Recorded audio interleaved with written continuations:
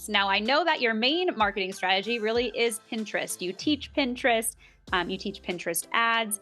How would you say Pinterest is different from social media? Because I know some people think Pinterest is social media. Yeah, so Pinterest they actually build themselves a teeny bit as social media. They say they're three sides: e-commerce, social media, and search. But I have only ever stood on the platform that it's a search engine because that's primarily how people are going over there to use the platform, is to actually search for things. And then they also have the engagement algorithm, which serves people things based on what they previously searched for. So again, search. Yeah, that makes sense. Well, and also I think about Pinterest as not a long form content, but evergreen content more so than if you post on social media. I'm curious to know, what is the content life cycle on Pinterest? So it's actually interesting. I was just reading this study again yesterday for a homepage update that I did on my website. So Tailwind recently did a study for 2025 where they analyzed billions of pins of Tailwind users, and they noticed that 40% of the saves that ended up being pinners' top pins were over 2 years old, and 60% of saves were over a year old. So that tells us that the long-term longevity of Pinterest pins is even greater than what a lot of people are claiming it to be. Even in my own slides, when I do like membership guest speakers, like a guest speaker slot for people, I often refer to the common stat of 3.5 months of longevity, but it's even longer than that. And some of my clients' top pins, it depends on the month, will rotate in and out, and they're actually up to 5 years old.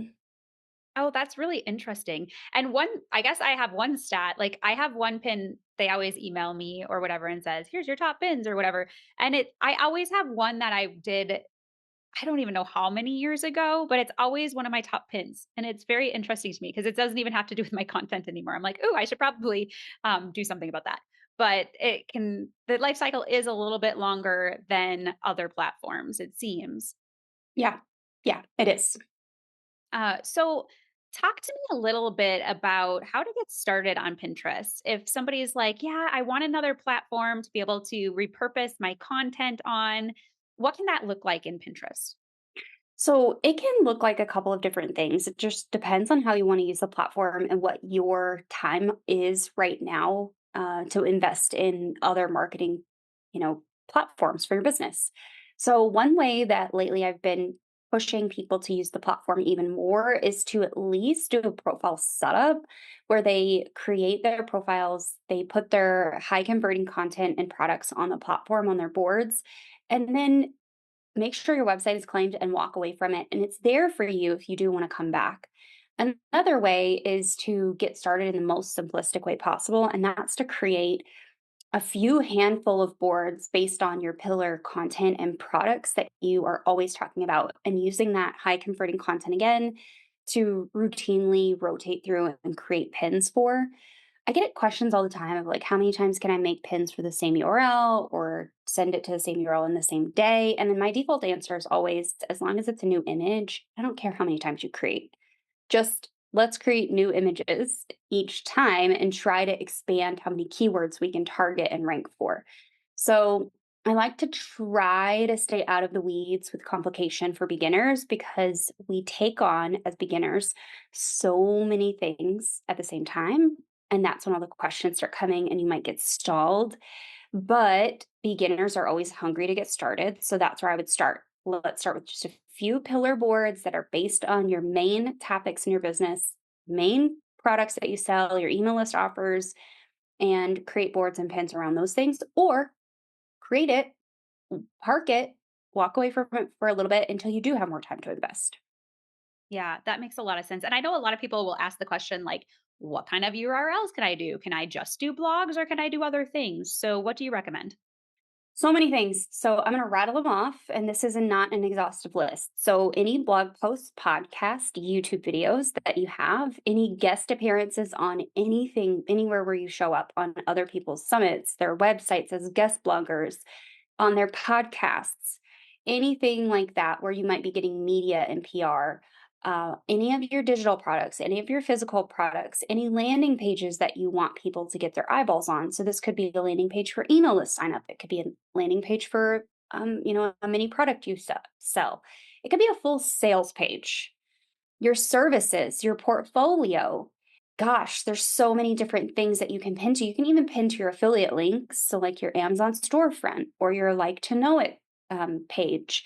Those can all have pins. I pretty much say if it's not a legal page on your website, you can make pins for it.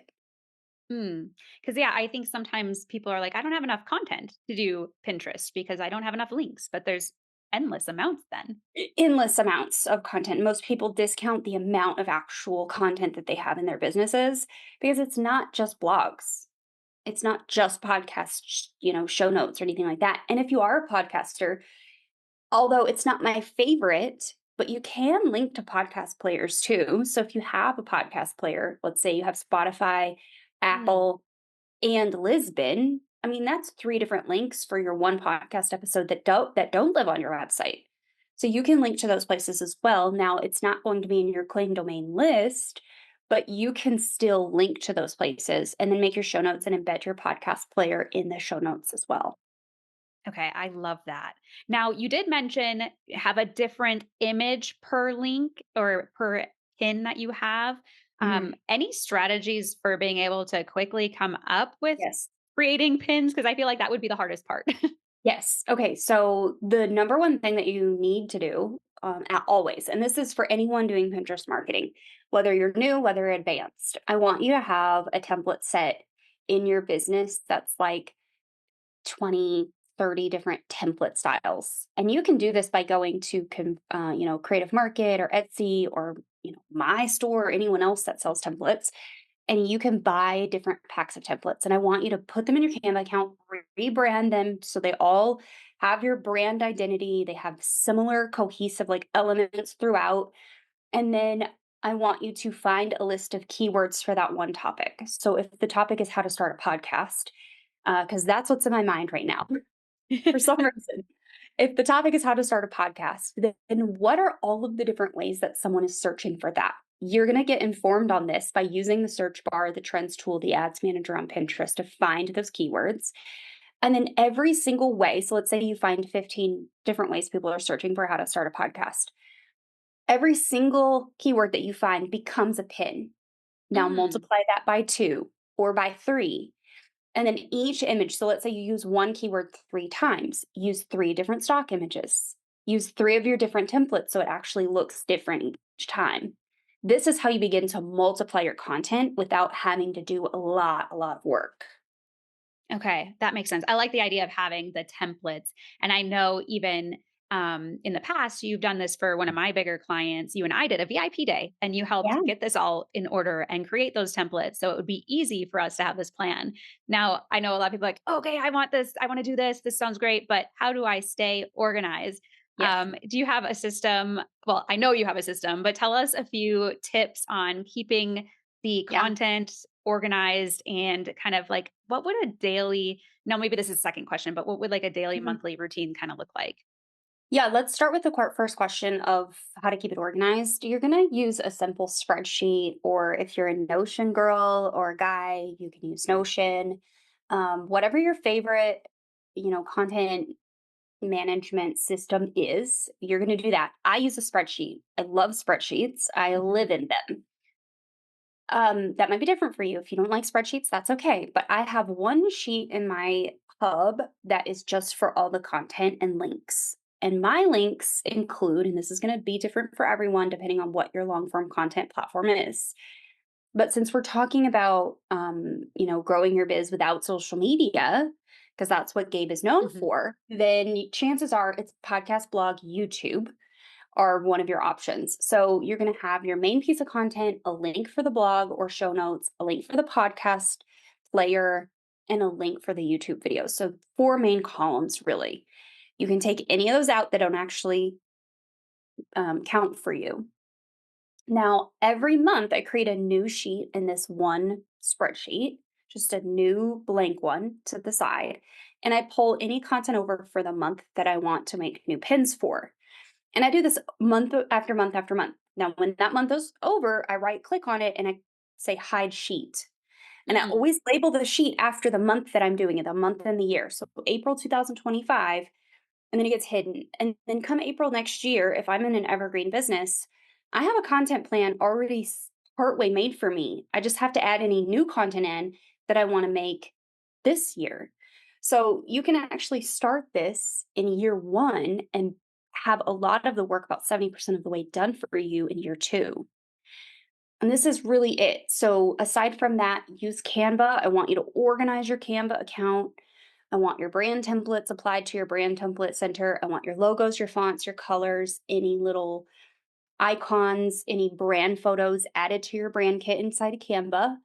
And then from there, you can organize by month inside of Canva. So I have one folder for social media. Inside of that folder is a folder for Pinterest. Inside of that folder is a folder for each year. And inside of those folders are the months. And then further inside of that folder is anything I create for that platform in that month. So I'm easily able to grab the folder link or the Canva file link for all the pins and put it in that same spreadsheet that I just did the pin plan for. That way it's all tied together. Like there's links for everything, it's all kind of linked mm. and daisy chained together. And it's really easy to find. I think that's the And hardest part is keeping it organized. Like, it's the where is this organization. thing? Yes. It's the organization that kills everyone. So I want you to just make sure you name everything really, really well. Ideally, the month and the year of and the platform that you're making it for. Folder it.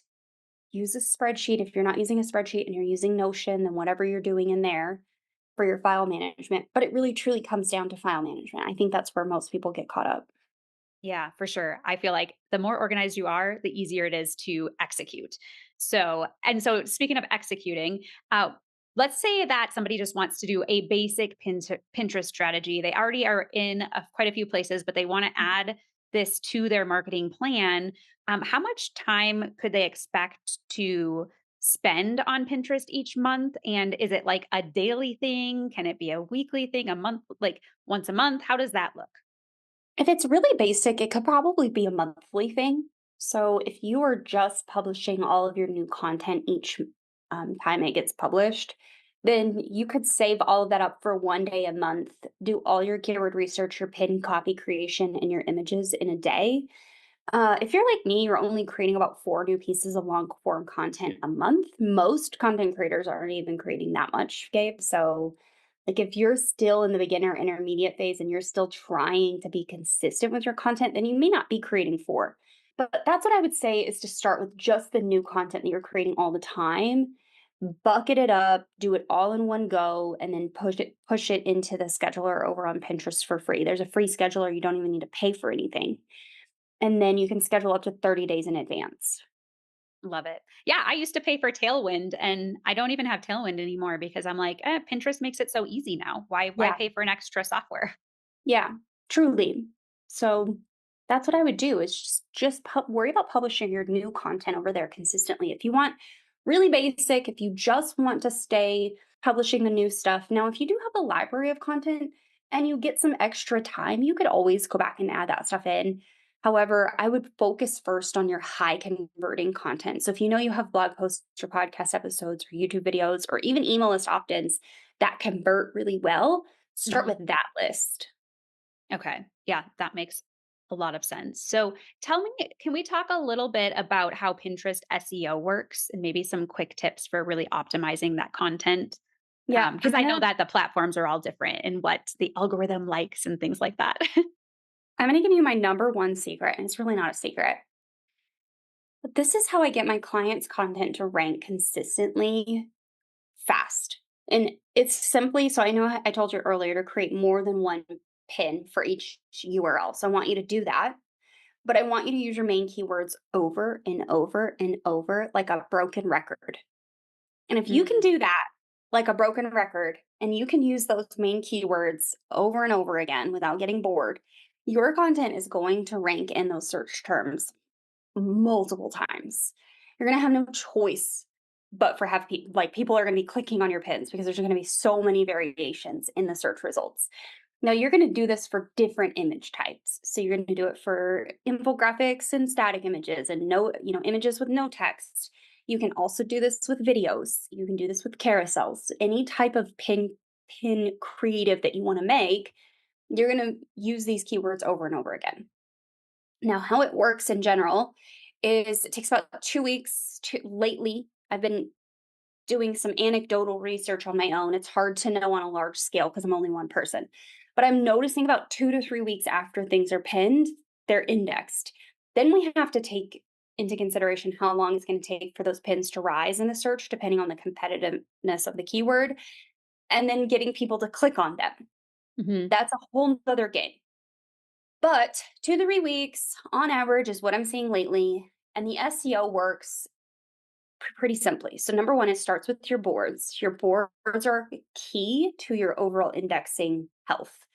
Your board title and description are crucial and the topic of the board. Stay on topic. Don't be pinning things that are not related to chicken noodle soup on the chicken noodle soup board. No beef recipes, no pork recipes, nothing like that. Okay, it's just chicken noodle soup on that board. It can also be variations of it. So if it's like chicken and wild rice soup, that could also work, Mhm. right? But it all starts with that board. So once you have that board really well indexed and curated with your content on that topic, then you're going to start using those main keywords in your pins. So your pin title, your pin description, the text overlay if you're using it. And if you do use the native scheduler and you're not using the CSV method, then you can add tag topics right inside of that. And you can schedule your pins with those tag topics. So tag topics are like a bonus, it's like the cherry on top. Helps Pinterest to understand what your content is about. You get 10. They're not make or break though, Gabe. So I don't want anyone here thinking, oh, I'm not using tag topics. That's why my Pinterest strategy is not working. No, they're cherry on top. And that's really the nuts and bolts of it. So find your keywords. There's three main methods. You might be asking this question, but I'm just going to go ahead and answer it. The search bar, the trends tool, and the ads manager. All free right on Pinterest. Okay, perfect. I love free. So how about let's say somebody has already set up their Pinterest, they've been doing Pinterest for a while, maybe they've changed the topics that they've talked about, or their boards just really don't have that succinct, like they're not actually the pins that are the board title. How Mhm. to do a cleanup? Do we Yeah. delete pins? Do we move them? How does that work? I don't really worry about deleting pins, but I will archive or even make boards secret if they are no longer relevant to the business. Okay. So let's say, for instance, I'm moving to the Netherlands and I have a travel blog, and my travel blog is all about RV travel. Well, I'm not going to get rid of the RV travel content on my travel blog. But if I were going completely in a different direction with the travel blog, let's say I was getting rid of all of the RV stuff and I was going to do a sailboat, then I might get rid of the RV content and only do the sailboat content going forward. Now, I'm not going to get a sailboat. Okay. I don't I'd love to do that at some point, but someone's going to have to sail me around. Not enough money. So if it's really just not on topic or related anymore, secret boards, archive boards, and that will do away with that stuff on the public side of your profile. Now, there was another question hidden in there. What if the boards just aren't optimized really well? That's not how you asked it, but that's the question Mhm. you meant. You can start by changing the titles slowly. So, the number one thing I always tell people to do is first check your analytics. If you are getting any sort of views on those boards, outbound clicks, saves, any sort of engagement, let's not change the top 10 boards immediately. So, Okay. if the board title is podcasting, and let's say you're getting 5,000 monthly views and hundreds of saves and clicks on that one board, on the pins on it, let's start by just doing podcasting and then put something on the end for beginners and then add a description to it. That way, we're not completely getting that board re-indexed and we're not completely starting over. Because oftentimes people will completely gut the board. They'll take everything off, they'll change the title, they'll change the description, and then their views will just tank off a cliff. Well, you change the topic on the board so much, and all the pins on that board are gone or don't match anymore. Pinterest has now re indexed, and now Mm. we have to start all over again. And if you do that and you have to start all over again, well, I'm sorry, you have to start all over again. There's nothing I can do. Please do not email me. I can't help you. So that's why I always tell people check your analytics first and start slow. Okay, that makes a lot of sense. Now, as far as Pinterest, one thing I like about Pinterest is I feel like they tried to do all the things and tried to become more social media esque, but they have Yeah. stayed pretty tried and true to what they started as. So it's easier to keep up with. But are there any trends or is there anything that you see that has changed over this past year that we should be thinking about? Yeah, so one thing that I've noticed for sure, and this is going to freak some people out, and that's okay. Sometimes we need a new challenge.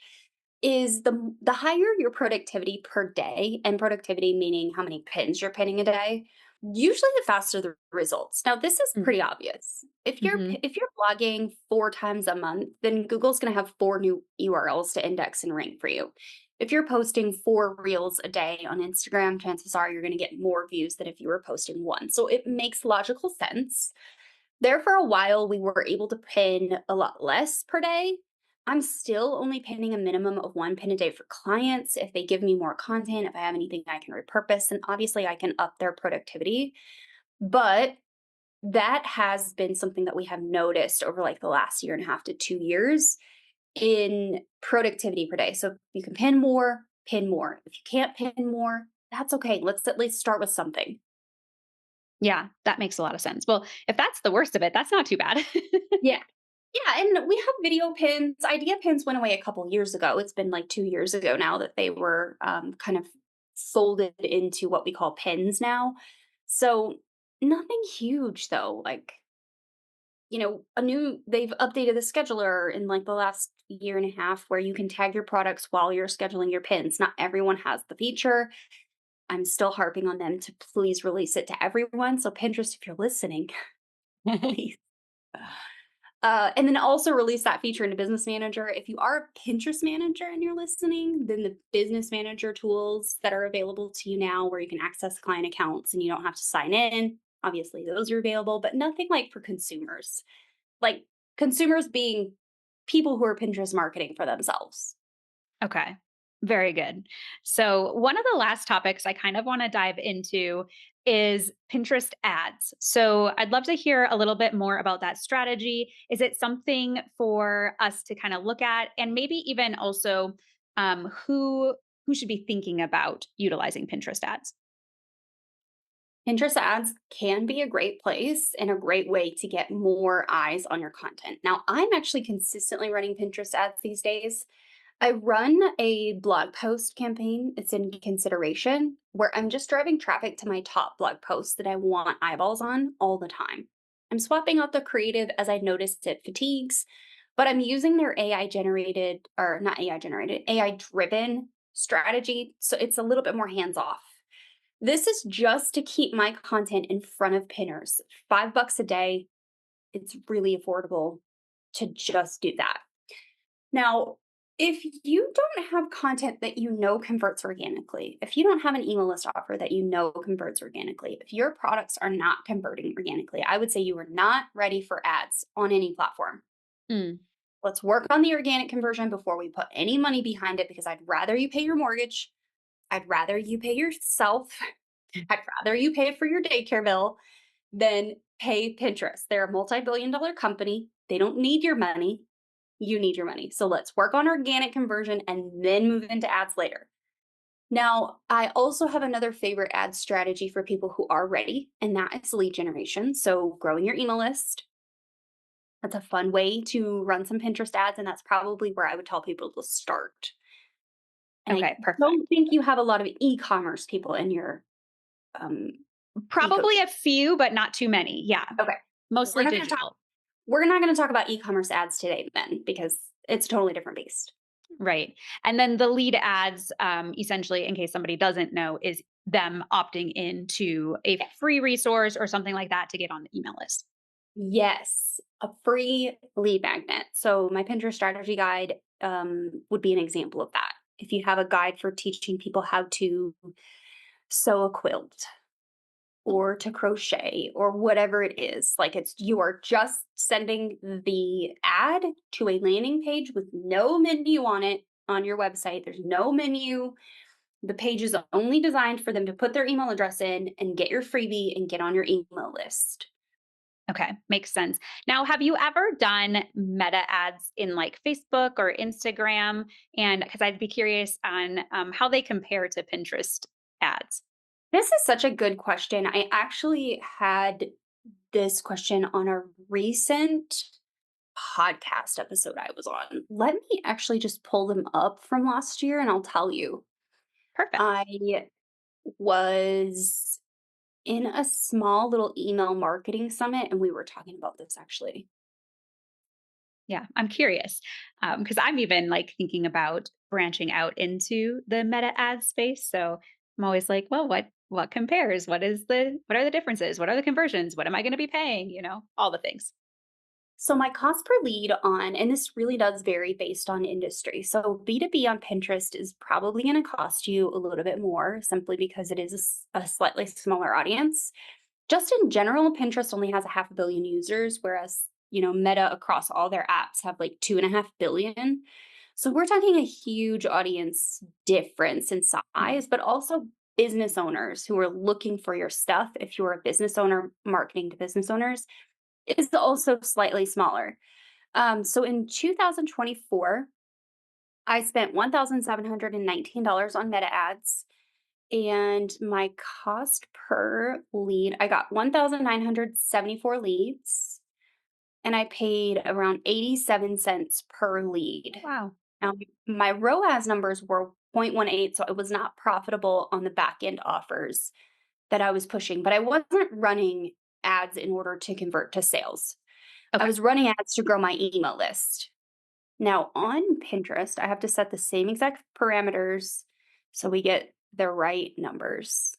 On Pinterest, I spent $1,837 in 2024, a total of 567 leads for $3.24. So considerable difference. But here's where it made all the difference. I made $1,060 in sales off Mm. the back end of my Pinterest ads. So I spent 1,800 and I made 1,000 back, and the return on ad spend that Pinterest is calculating is 0.58. So fewer leads, more sales. So I actually didn't pay as much out per lead if you look at it that way.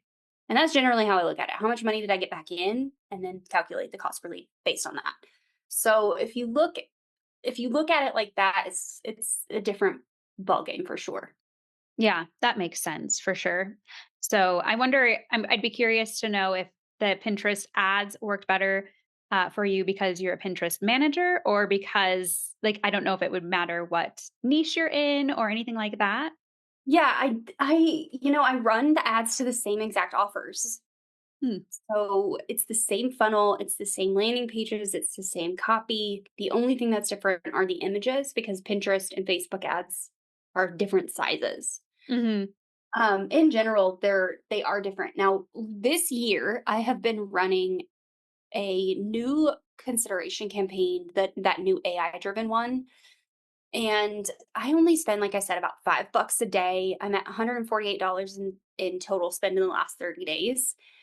And I'm not making a ton of money off of these. I've had just in the last 30 days, I've had like 4 sales. But again, these are just to get people to my blog post and reading my blogs and then on my email list. And then it looks like I've had a total of 14 leads Okay. and people signing up to the email list. So again, this is just for eyeballs, this is just for awareness. I just want people to know I exist. Now, I'm actually in the process of setting up a new ad strategy that a friend of mine told me about, where we're kind of doing waterfall for 90 days. So they'll see a piece of content from me, a couple of times in each set of months, and this is basically to bring them further down the funnel, and these are really only going to be a couple bucks a day as well. And then we're going to have a conversion campaign kind of at the bottom of that. So they'll come through this, awareness flow into conversion. So I can report back on that next year if we do this again. Yeah, I would love that. So I'm always curious what's working? How are you working it? So, yeah, thank you for going into that in a little bit more depth too, to talk about that ad strategy and how that can be a possibility. Because I like the idea you either have to put your work into it for the organic traffic or you have to pay for the paid ad strategy where you're not taking as much time, right? So it's kind of like which one works best for you and your business. So Yeah. now you Just to give people some transparency, because I love transparency. I don't need to run ads to get people into my business, because for the last 15 months I have spent on a podcast tour. I've been doing mm, summits. I've been doing conferences. I've been doing as much PR as I can for my business. So I don't actually have to run ads anymore. So, in like the last 6 months, I was able to turn off all of my ads and still put on the same amount of leads organically from my outreach as I was with ads. oh, I So, love it is completely possible to do this organically and not spend money on leads to grow your email list. But I also just don't need a huge list. I'm booked and busy. I've got clients coming at me. I have people joining the membership and the email list consistently. So I think it just depends on where you put your eggs. And I put my eggs in a lot of baskets.